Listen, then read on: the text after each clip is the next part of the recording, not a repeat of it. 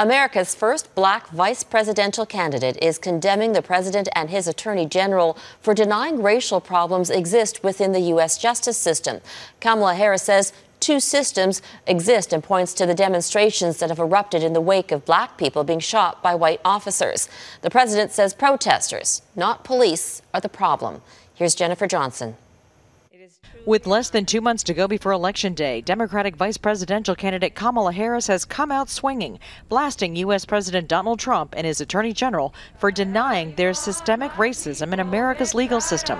In an interview with CNN, I think that Donald Trump and Bill Barr are spending full time in a different reality. We do have two systems of justice in America. Harris, the first woman of color to be a vice presidential candidate, is on the attack after statements from both the president and William Barr last week. I don't think there are two justice systems. The fact of the matter is it's very rare for an unarmed African American to be shot by a white police officer. President Trump refused to address the issue during a visit to Kenosha, Wisconsin, following the police-involved shooting of Jacob Blake.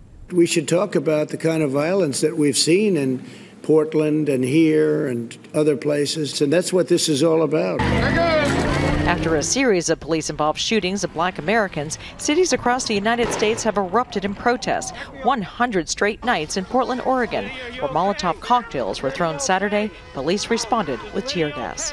I understand that they're tired, but at the same time, we're tired of you killing black people. The protests and now counter-protests in every U.S. state were sparked by the death of George Floyd in Minneapolis, who died after a white police officer knelt on his neck for almost 9 minutes. There's no question that we have seen an unacceptable incidents for generations of unarmed black men being killed.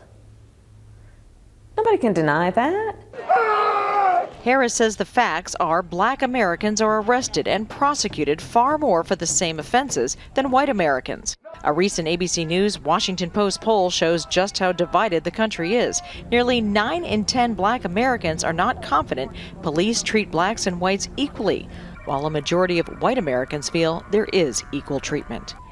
Jennifer Johnson, Global News, Washington.